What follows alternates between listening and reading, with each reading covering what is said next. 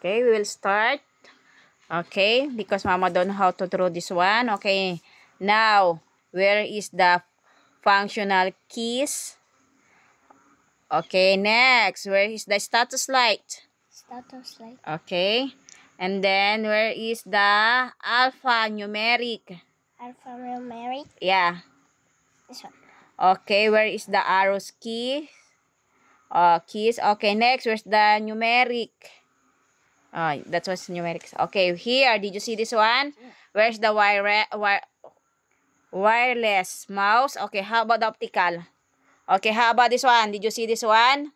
You connect that already before. Where is the scroll wheel? Scroll wheel. Okay, palm rest. Long wire. Okay, where's the right mouse? Where's the right mouse? Okay, where's the left? Button. Okay, next. Did you see this one? Okay. Okay, now. Where is the double click?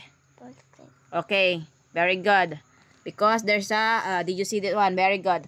Okay, where's the drag? Where's the drag? Okay, next. Where is the point?